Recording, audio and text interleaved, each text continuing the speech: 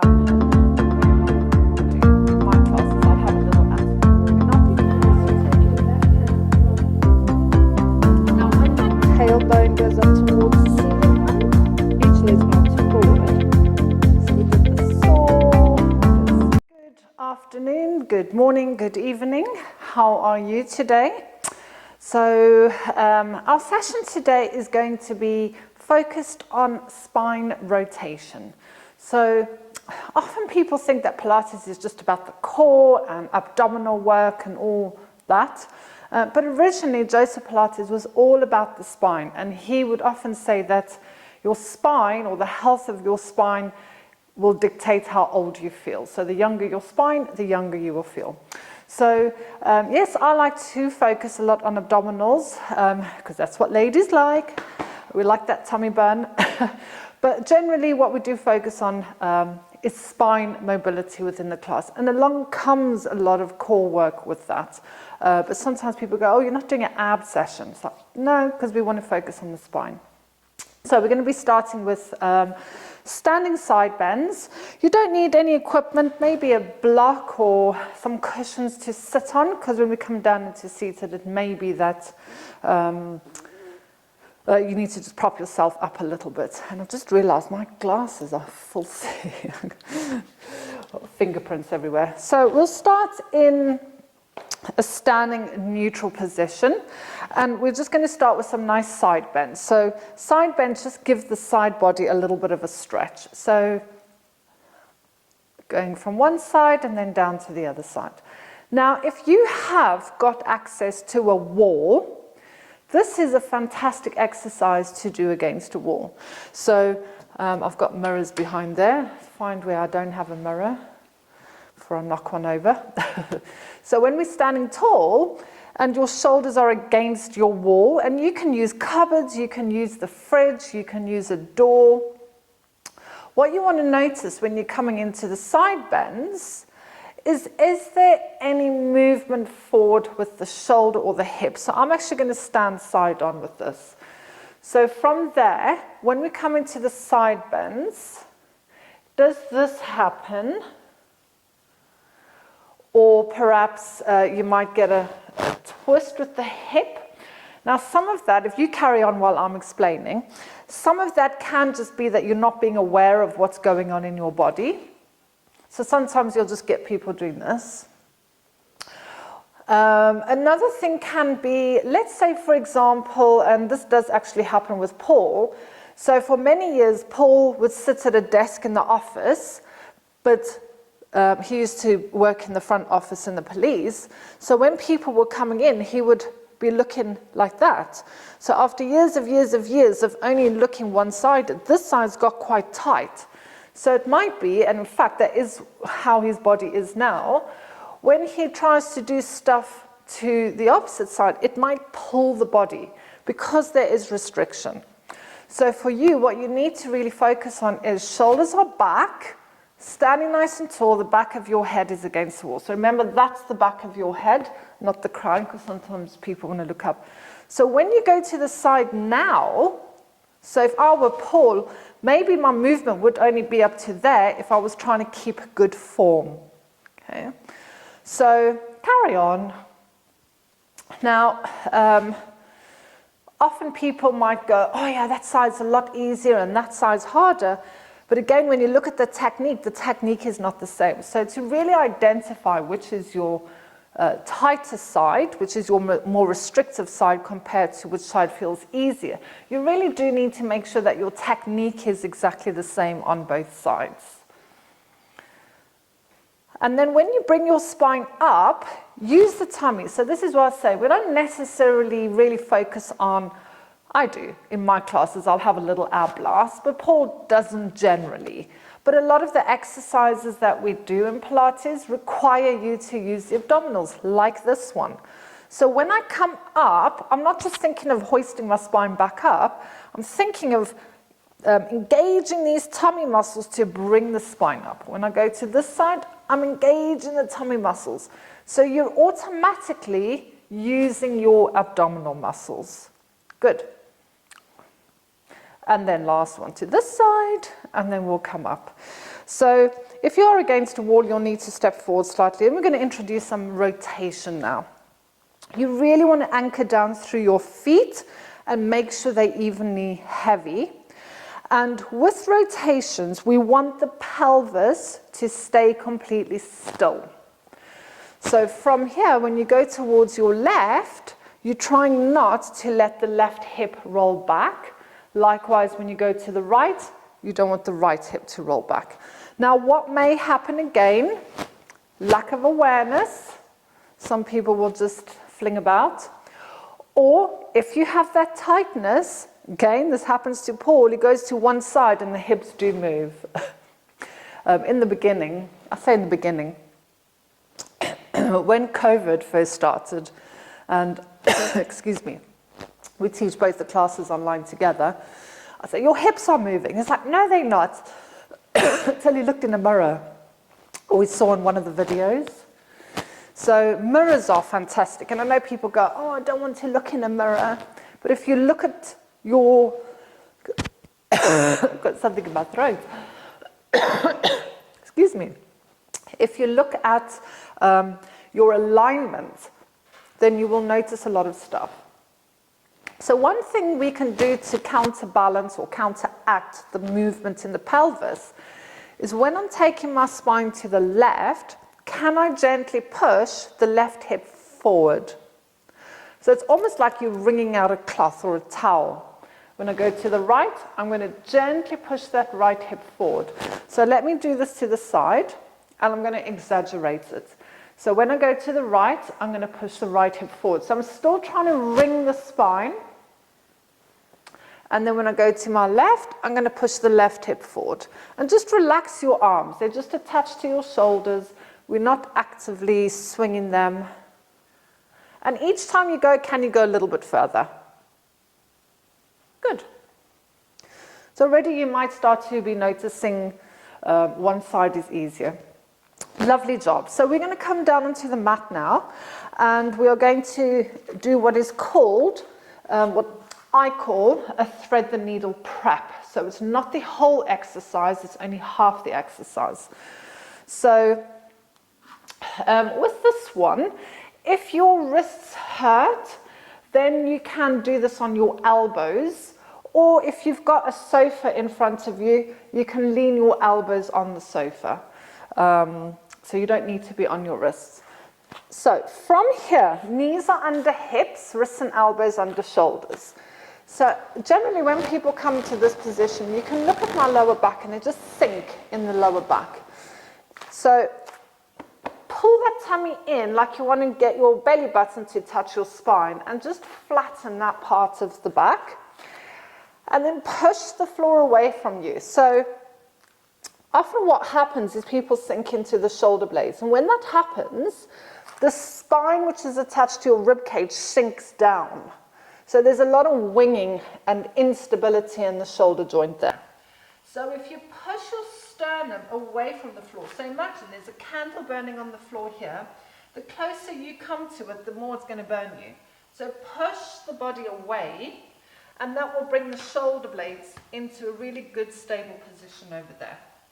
Take a breath in, and as you exhale, just tuck the tailbone under. We're just going to do one cat-cow. A nice little stretch in the back. Then send your tailbone up to the ceiling and lift your heart. And then come back and find the middle there. Good. So with thread the needle prep, it's really important that I want to use the term lock out this arm. But we're not hanging in that shoulder joint. You can see how I'm hanging in there. Push the floor away from you. I'm going to take my right hand palm facing down. And all I'm going to do is just walk that hand further and further away. Now, you can see the alignment between my tailbone and the back of my head. It's still in a straight line. What you're trying to avoid is rounding, or I've got to do these wrong, or sinking. Everything wants to be exactly the same. You're just spiraling the spine around. So I'm still pushing the floor away with my supporting arm. And then come back. Right hand goes under. palm facing down, and then just walk the hand away. My eyes are gazing in the direction that I'm trying to walk my fingers to, and then pushing away with that supporting arm. So you may find that in this position, a lot of your weight is actually down through the right knee. That's how the body wants to balance itself. But make sure that you're not swinging your hips to the left, or sometimes people duck down and then come back. So again, if you're on your elbows, same thing. And you're focusing on the side body, the side of the back. So kind of like this area there. I'm going to come up and...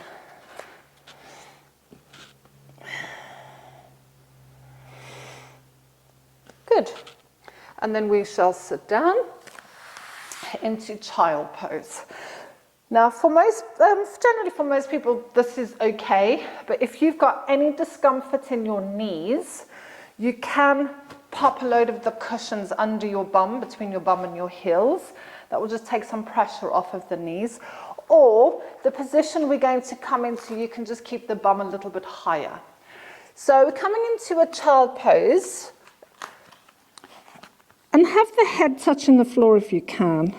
If you can't, put a block or a cushion under your head. Now, the closer your hands together, the more intense this will be for your shoulders, which is good for mobility. If you're really trying to improve the mobility of the shoulder joint, or arms wider makes it a bit tamer. So I'm trying to keep the bum down to the heels, and I'm going to walk my hands over towards the left side. Now, for me personally, my right shoulder doesn't really function very well. I think I broke my collarbone when I was younger, and not that I can remember what side it was. But this shoulder, it feels like the bones want to get stuck. So for me, I might not be able to take it all the way over. So just pay attention, like if there's any pain in the shoulder joint, just come back a little bit. So all we're trying to do is get a nice stretch from the right hand all the way down the body into this right back over there. Okay, relaxing the head down if you can. You can also take your left hand and put it on top of the right hand if you want to. Walk your hand back to the center, and then we walk over to the other side. So, but again, try and keep the head down and really focus on keeping those bums to the heels, because what might happen is they might want to lift. Like unless you're intentionally in that position, that's fine. And I'm just creating space between the left hand, the left armpit, from the left armpit down towards the left hip. Just breathe into that area.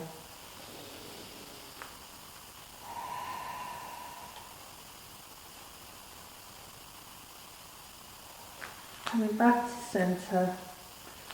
And then slide your hands next to your knees and just roll yourself up. Little shoulder rolls, good. So we're going to come into one called spine twist. Just move my mat back a little bit. So we'll have the legs bent with this one. Now you can sit on a block if you need to. So let me grab a block. So see how this feels. Like I said, this is why mirrors are fantastic.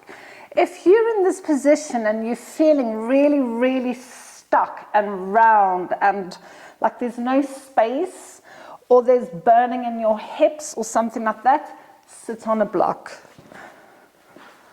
Okay? It really, really helps gives you space around your lower back and the hip joint. Now with bent legs, you can sit with your legs in that position, or you can have them in that position, or in that position. It really doesn't matter what you do with the legs, because today in particular I'm focusing on spinal movement. So whatever you can do to take the hips out of it. So we'll have the hands above the head. So I'm going to stay facing this way just because I want you to see what can happen to the spine sometimes. Make sure my back is straight. So let's do a couple with the hands just across the chest.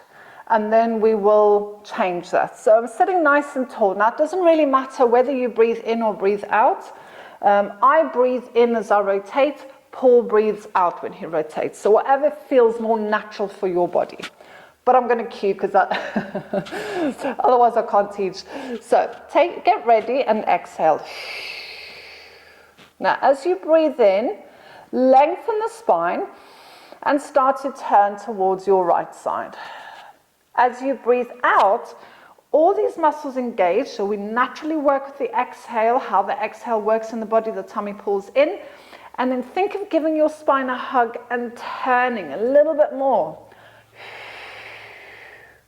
Your eyes can either stay in line over there or gaze over your right shoulder, it depends on your neck.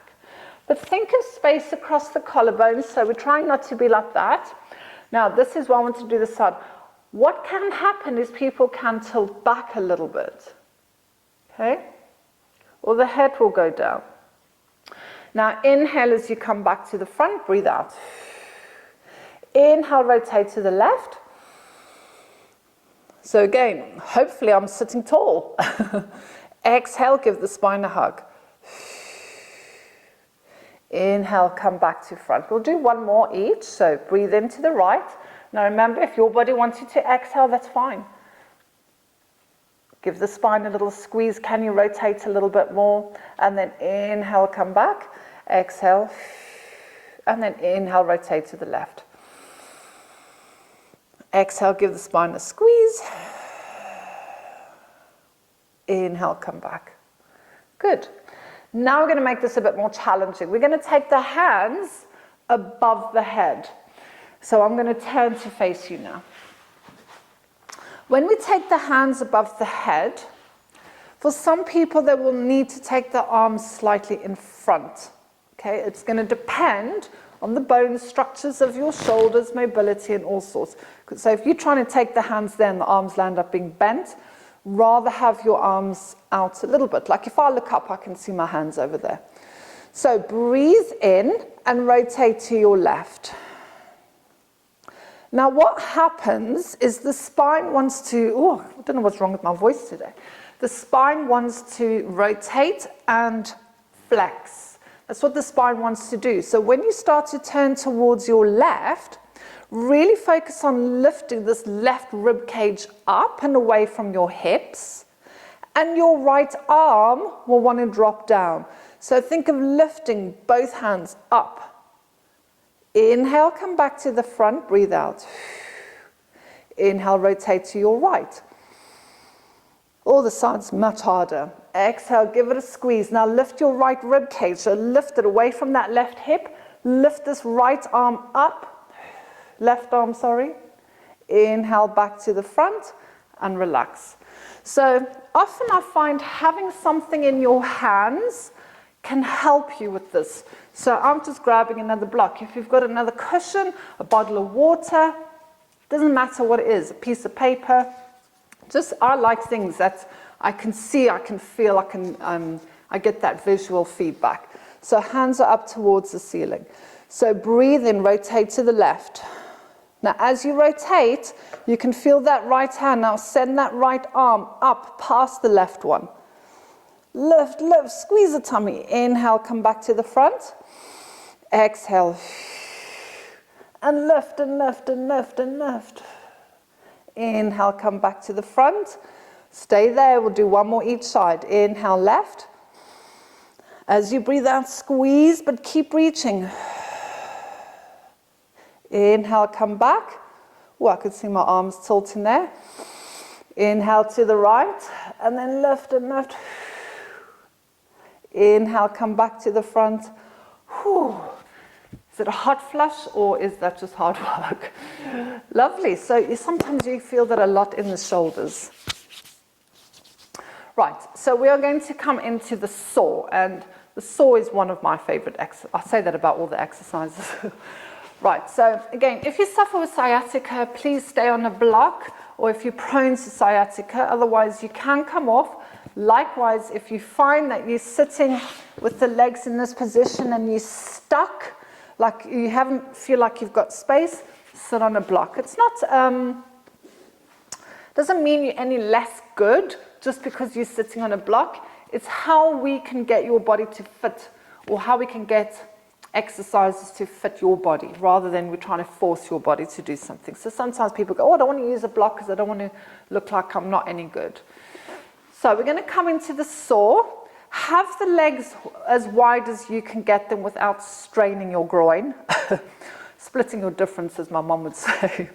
And then if you can, flex your feet. If there's too much pull or discomfort in the back of the legs, point the toes. Okay, so pointing can release that a bit. And we'll have the hands across the chest again, just to start with. From here, breathe in as you rotate to the left, and I'm going to bow down towards my left knee. Now, when that happens, the right leg will often want to crawl inwards. So make sure that you're engaging the inner thighs and that your right bum stays down on the floor. Inhale, come up, you stay facing the left. Get the chin up first. And then inhale, rotate to your right. Chin to chest, bow down towards your right knee. Now make sure this inner thigh of the left leg is working. So I'm not actively pushing it out, I'm just engaging it so it doesn't move. And I'm keeping this pelvis nice and firm on the floor. Inhale, come up. Come back to the center. So we'll do one more each side. Breathe in. Chin to chest, bow down to your left knee. Engage your right leg, make sure it's not rolling inwards. And your right sitting bone is heavy. The chin is tucked in, my eyes are just gazing under my left armpit. Inhale, come up, sitting nice and tall. Rotate as you go around to the other side. Exhale, chin to chest. Anchor down through that left bum cheek, just engage in the left leg, and my eyes are gently going under my right armpit. And then inhale as you come up and come back to center. So we're going to use arms now, and I'm actually going to face away from the camera so that you can see the arms. Hopefully you can see the arms. Right, so the hands are going to come up to the side of us, okay? So we breathe in as we rotate to the left. So I'm facing my left leg now.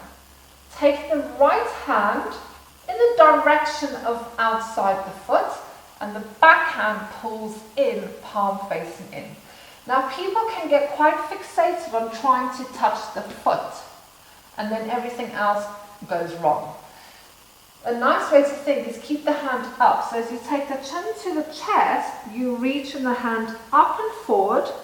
The back hand is reaching back. So I want you to think more of rotation with this rather than leaning forward. We're trying to turn the spine more, okay, from head to knees. Inhale, come up, stay facing the left, chin is up. Inhale, turn to your right side. Left hand goes to the outside of the ankle. Back hand pulls in, palm facing in. Now some people do also do palm facing up, and I will talk to you about that. I prefer palm facing in. Bow down towards your right knee and reach. So again, you can have the hand up there or aiming for the right ankle, but make sure the left bum's not coming off of the floor. Gazing under your right armpit. Inhale, come up, come back to center. So we're going to carry on. Inhale, left, exhale. Inhale, come up, rotate, exhale. Inhale, come up, rotate. And each time you go down, can you go a little bit deeper? And then rotate, good. And then once you come up, come to the front and relax. So let me just explain about that shoulder quickly. So we have a brachial nerve in this area. So we have a nerve. So sometimes you can get impingement of the shoulder and stuff. So when we have the palm facing in, it gives the shoulder a little bit of space, just because the bone is like maybe turning a quarter. If we take the palm facing up, the bone's turning all the way. So for some people, you might impinge that nerve. And again, you can see it's not a very nice position for the shoulder to be in as opposed to palm facing there. But it's not wrong or right. Some schools teach it palms facing up. So if you've done Pilates before and go, oh, but my teacher taught it that way. So that is the saw. The other thing about the saw, again, if you have ever done Pilates, and I'm going to mention it because sometimes people go, oh, but that's not how my teacher taught. So traditionally there was a pulse. You'd come up and then you would do 3 on each side. So we personally don't teach that, either on our teacher training or that, because there's a difference between a pulse and a difference between a bounce. And bouncing into stretches can cause an injury. So for us, breathe out, inhale, come up, and a long exhale. I just wanted to give that explanation, just like sometimes people have done Pilates before, and the things are a little bit different. So the next one we're going to come into is just a cat-cow, just to loosen that off. So back into all fours like we did earlier. Push the floor away from you and lift the chest. Spine is nice and long. Now breathe in. As you exhale, tuck the tailbone under. And have a nice big stretch towards the ceiling. Tailbone goes up towards the ceiling. Untuck, lift your heart. And exhale. Inhale. And exhale. And inhale. And then come back to the starting position. The last little exercise we're going to do is just introduce a little bit of extension. So we've done some forward flexion, so leaning forward. We've done rotations where we're turning the spine. And we've done lateral flexion where we're doing the side bends that we started. So the only one we haven't done with the spine is extension. So we'll come to child pose like we did earlier. Just have a nice stretch. Reach those arms forward. Bring yourself to all fours, straight back. So belly button in. Now some people like to keep their hands there. I like to take a little step forward with the hands. Now lift the crown of the head, push the floor away, squeeze your shoulder blades together. Now squeeze your bum and lift your chest. So you must squeeze your bum here. Pull your tummy in, take it to all fours and then child. So you can make this a bit flowy, but what you don't want to do is just like hang into the back there. You must engage those booties and lift your heart. Take a breath. Squeeze the bum. Back to all fours. And then once you come to child, relax and bring yourself up. So just a quick spinal routine, spine rotation. So we did the saw, we did spine twist. I always find spine twist is quite a lot of shoulder work, especially when you have the hands up. So I hope you enjoyed that little session with me, and I'll see you in another video. I'm Tanya from Elite Pilates and Yoga.